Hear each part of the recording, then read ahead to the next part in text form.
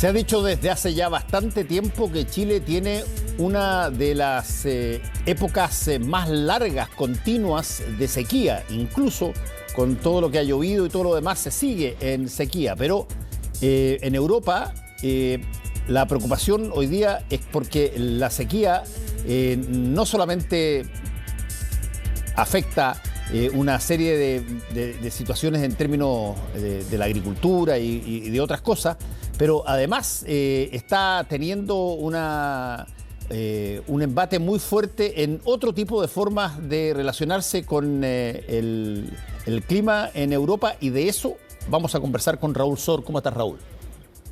Hola, Fernando. Sí, Europa está viviendo una crisis de gran magnitud, especialmente Europa del Sur, pero el conjunto del continente, del viejo continente, está con una sequía prolongada y una sequía que tiene características novedosas.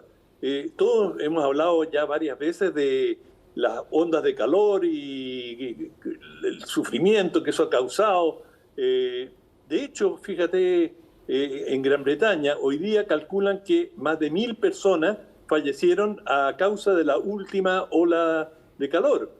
Y habíamos conversado del efecto tremendamente serio que tiene el calor extremo para especialmente la gente mayor. Bueno, aquí ya salen las primeras estadísticas y estoy seguro que en una serie de otros países, en Francia, en Alemania y en Italia, vamos a ver cifras similares, si no superiores. Y un elemento que ha tenido un gran impacto es cómo han bajado los ríos.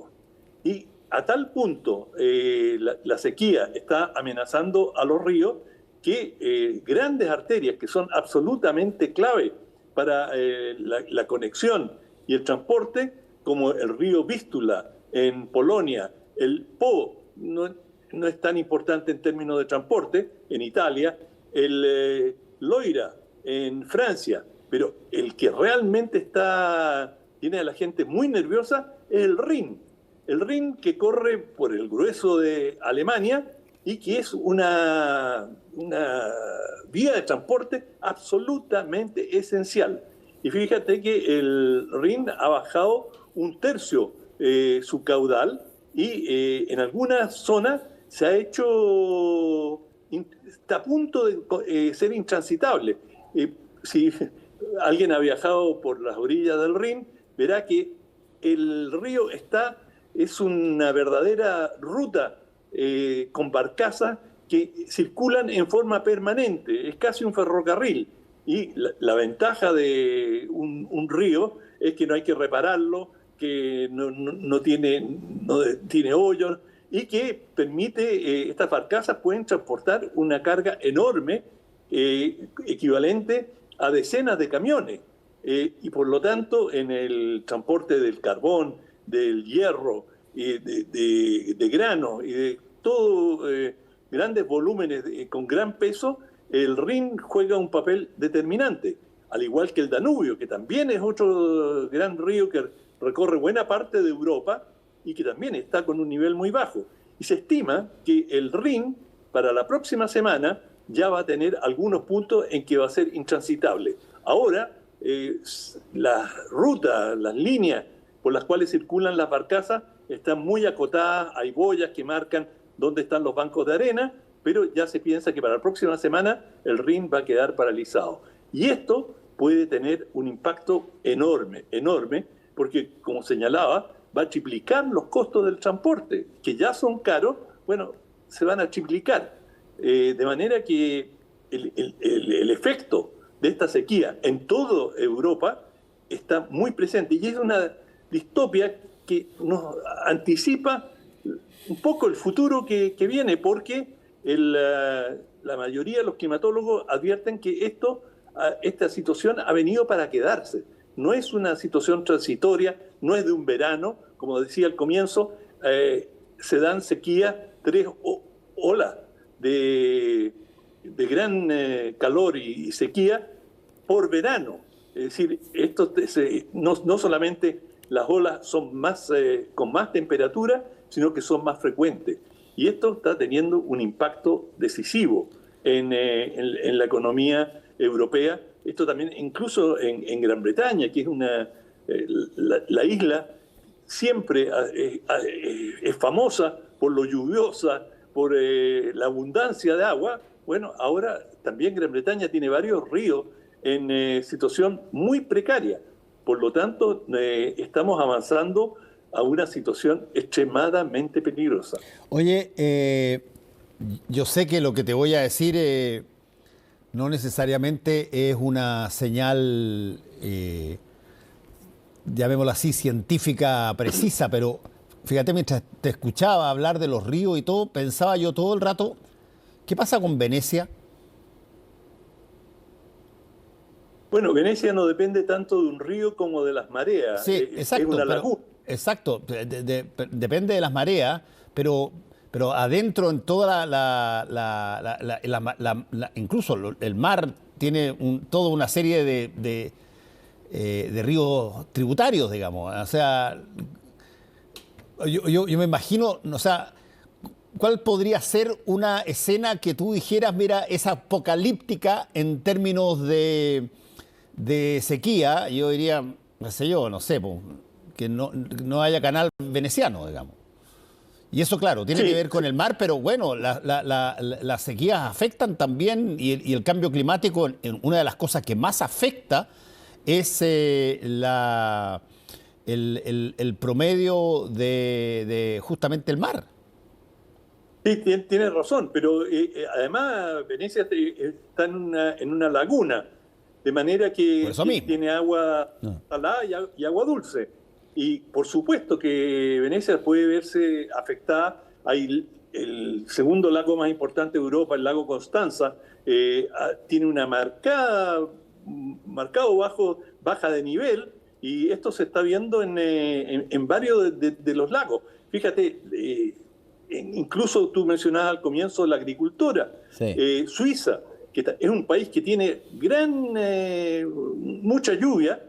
Bueno, ahora han tenido que ir con helicóptero a rescatar ganado desde ciertas alturas porque hay una falta tremenda de pastizaje y de agua, de manera que han tenido que rescatar los animales y bajarlos a la orilla de los lagos para que encuentren pasto. Es decir, hay una situación pero muy precaria en muchas partes de Europa y que está afectando a todo tipo de actividades, sin volver a lo que es la salud humana, que por cierto está muy dañada. Y esto también está generando una suerte de, no diría, una conflictividad social importante, porque los que tienen, como siempre, abusan y han habido varias denuncias en Francia y en otros países, especialmente en Francia, que por ejemplo se sigue regando sin respetar las restricciones en las canchas de golf, un tema que a ti te interesa. Sí, pues. Y por lo tanto, para mantener las canchas de golf, y que son tan hermosas y tan verdes, bueno, hay que regarlas con mucha frecuencia, y en estas condiciones de sequía es más complicado, y hay mucha denuncia en Francia y mucho malestar por la manga ancha para las canchas de golf y también para las piscinas privadas. Hay en la mayoría de los países europeos, especialmente los mediterráneos, hay restricciones, como ocurre siempre, también ha ocurrido en Chile cuando hemos estado en una situación de sequía extrema, que hay restricciones de regadío, y las piscinas. Bueno, muchas piscinas siguen siendo renovadas, digamos, cambiándoles el agua, y esto empieza a ser un conflicto directo entre aquellos que, digamos, dicen el agua es para necesidades esenciales y no para gustos o lujitos, como podría ser el golf o las piscinas. De manera que esto ya está entrando en una pugna a nivel de población en distintos lugares. Ahora, ya que tú mencionaste el golf, déjame contarte un par de cosas que inevitablemente van a pasar y que están pasando. En todas partes del mundo se está acuñando un nuevo verbo, que estoy hablando en términos del golf, que se llama, el verbo es arizonar. Arizonar. Y arizonar tiene que ver con Arizona. el estado de Arizona en Estados Unidos, donde hay muchas canchas de golf y donde las canchas de golf están construidas sobre la base de tener el mínimo pasto, la calle por donde la pelota debiera correr, y todo el resto alrededor son básicamente cosas rústicas o arena. Y por lo tanto se está haciendo intensamente las dos canchas de Chicureo acá, por ejemplo, en Santiago, están las dos con planes de que de aquí a algo así como un año más sacan cada una de ellas alrededor de como 6 hectáreas de pasto. Y lo que ponen ahí es ya sea maleza que funciona o trampas de arena que están en todas partes. Por ejemplo, tú los ves esto en Gran Bretaña. Gran Bretaña tiene, cuando se juega el abierto de Gran Bretaña, juegan en distintas canchas y tú de repente ves canchas que tienen básicamente un pasto en determinadas zonas y mucha trampa de arena, bolsones de arena para que efectivamente tú tienes que tratar de evitar eso, pero hay mucha... y no tienen árboles. La gran mayoría, en el lenguaje golfístico, hay canchas que tienen árboles y hay canchas que se llaman links, que no tienen árboles, donde las trampas son lagunas o pozos de arena, etcétera, y por lo tanto el pasto ahí en general es un pasto, yo te diría, casi salvaje, que lo cortan muy bajito. Y aquí se está haciendo, te repito, se está haciendo un cambio estructural en muchas canchas, porque no solamente por una situación que emana, si tú quieres, de un criterio, llamémoslo así, para contribuir con la sociedad, que también existe, no, sino que además porque el agua ha disminuido mucho y por lo tanto no puedes regar las mismas hectáreas que regabas antes y por lo tanto tienes que achicar todo lo que tenga que ver con pasto. Tú vas a ver montones de cambios en canchas de golf que las que tú veas dentro de los próximos años van a tener muchas más zonas rústicas, salvajes, naturales y arena que esas canchas bellas, grandes, de pastos y de grandes árboles y todo formado. Esas están tendiendo básicamente a disminuir su presencia, por lo mismo. O sea que el Country Club va a ser un recuerdo. No, el Country Club, que es un club que de aquí de Santiago, tiene una cancha muy antigua, que es una cancha que tiene pasto con árboles, con mucho árbol. Los obstáculos son básicamente árboles.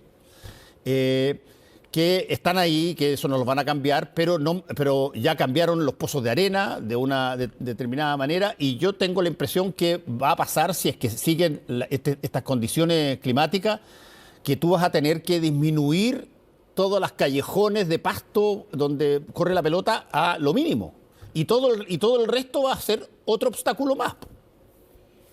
No, van a haber varios deportes que van a cambiar en ese sentido, ¿eh? Ojo, varios. Ok, y bueno, ayer hablábamos de la nueva ley que salió en Estados Unidos, impulsada por el presidente Biden, y que destina fondos muy importantes, pero enormes, a combatir el cambio climático en buena hora, una gran decisión. Y simplemente para poner las cosas en contexto, se estima que este verano le va a costar a los europeos 9.000 millones de euros.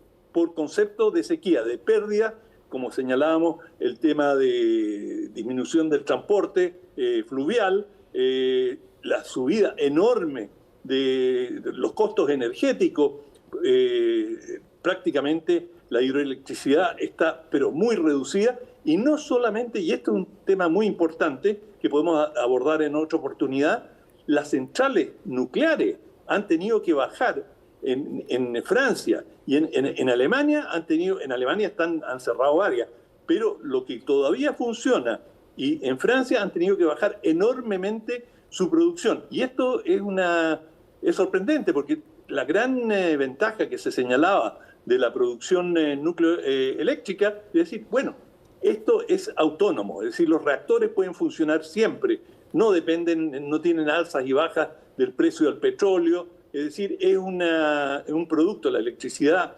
nucleoeléctrica es parejita y podemos calcular exactamente cuáles van a ser sus costos en 2 años, 3 años, porque las variaciones del uranio no inciden y los costos fijos están a la vista. Bueno, ahora no hay agua suficiente para enfriar los reactores y han tenido que bajar su potencia. En algunos casos llegan a cerrar, pero la mayoría ha bajado mucho su potencia de producción porque no les está permitido evacuar, enfriar, porque cuando pasan por los sistemas de refrigeración, calientan el agua y esa agua la vierten a ríos que vienen con mucho menos caudal, y eso tiene un impacto muy negativo sobre la vida del río.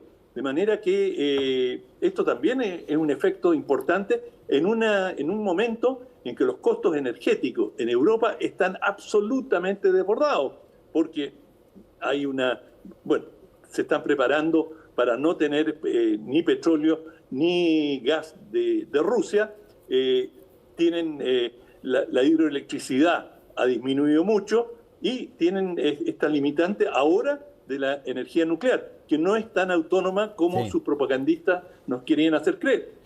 Bueno, es interesante el fenómeno porque esto va a pasar en todas partes del mundo, independientemente de que hoy día tengamos más probabilidad de lluvia por estar en una estación lluviosa históricamente hablando, pero me imagino que muchas cosas todavía se van a tener que adaptar a condiciones climáticas que probablemente ya no vamos a ver. Así es que vamos a estar atentos a eso. Gracias, Raúl. Chao, Fernando. Chao. Que estés bien. Hacemos una pausa y volvemos.